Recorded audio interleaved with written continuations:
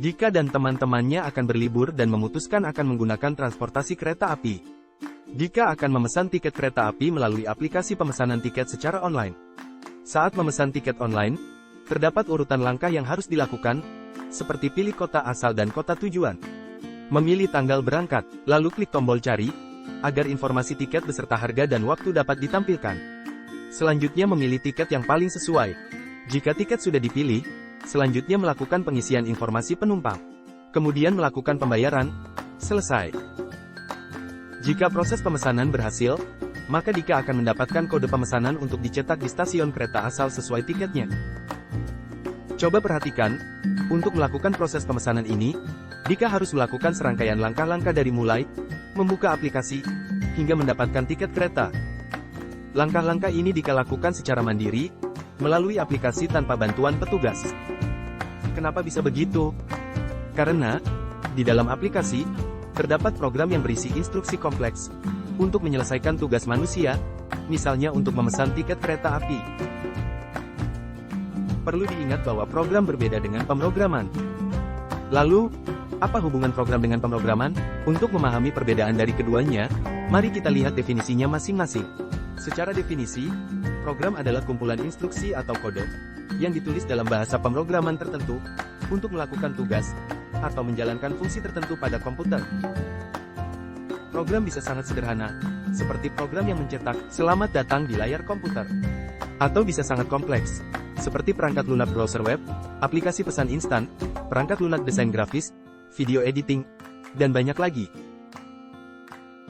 Sebelum membuat program, kita harus paham terlebih dahulu cara kerja komputer. Mengapa? Karena program kita akan dijalankan oleh komputer. Dalam komputer, semua instruksi dan data, apapun bentuknya, disimpan dan digunakan dalam kode bilangan biner, 1 dan 0. Umumnya, komputer memiliki 6 komponen dasar, yaitu unit memori, unit aritmatika atau logika, unit kontrol, perangkat input, perangkat output, dan perangkat penyimpanan tambahan. Central Processing Unit atau CPU memiliki 2 komponen yaitu unit aritmatika atau logika, untuk melakukan operasi aritmatika, seperti penjumlahan, pengurangan, perkalian, dan pembagian.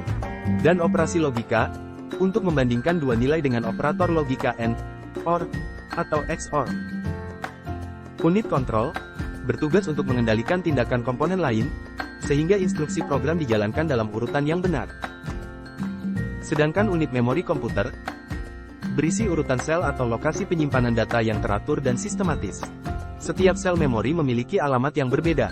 Unit memori menampung data berupa data input atau hasil perhitungan, maupun instruksi atau program. Jika ini adalah kotak memori, data dan program yang tersimpan di dalam memori dapat diilustrasikan seperti ini. Saat membuat program, seringkali kita membutuhkan data yang diinputkan melalui input device, seperti keyboard, mouse, atau mikrofon. Setelah data diinputkan, kemudian program akan memprosesnya untuk ditampilkan ke pengguna melalui output device, seperti layar komputer atau smartphone agar dapat dilihat oleh pengguna. Misalnya program untuk menghitung luas segitiga. Agar kita bisa menghitung luasnya, maka kita harus menerima input berupa berapa panjang alasnya, dan berapa tingginya. Setelah mendapatkan input, maka program akan menghitungnya dan menampilkan nilai luas segitiga di layar. Saat membuat program, penting untuk kita tahu data apa yang harus diinputkan agar program bisa berjalan. Lalu, bagaimana membuat program yang baik? Agar kita dapat membuat program yang baik, kita harus paham konsep pemrograman. Apa itu pemrograman? Pemrograman adalah proses memecahkan masalah, meliputi tahapan identifikasi masalah, merancang solusi, mengembangkan instruksi berupa kode program dengan bahasa pemrograman tertentu, menguji dan implementasi. Perlu diperhatikan bahwa komputer tidak cerdas, namun manusia atau programmer yang harus menganalisis masalah, mengembangkan instruksi-instruksi cerdas sebagai solusi untuk dilakukan oleh komputer. Karena komputer yang akan menjalankan instruksi yang manusia kembangkan, maka instruksi harus dituliskan menggunakan bahasa yang dimengerti oleh komputer, yaitu bahasa pemrograman. Apa itu bahasa pemrograman? Bahasa pemrograman adalah seperangkat aturan tata bahasa dan instruksi standar untuk menginstruksikan komputer melakukan tugas-tugas tertentu. Bahasa pemrograman memiliki tingkatan. Semakin dekat bahasa dengan bahasa manusia, maka semakin tinggi tingkat bahasanya. Begitu juga semakin dekat dengan bahasa mesin, maka semakin rendah. Yang termasuk bahasa tingkat rendah seperti bahasa mesin dan bahasa assembly. Adapun bahasa tingkat tinggi diantaranya bahasa C, Pascal, Java, Python, dan lainnya. Setiap bahasa memiliki aturan dan tata bahasa yang unik, bisa saja terdapat kesamaan. Sekarang kalian sudah bisa membedakan antara program, pemrograman, dan bahasa pemrograman. Di video berikutnya kita akan membahas representasi algoritma. Sampai jumpa.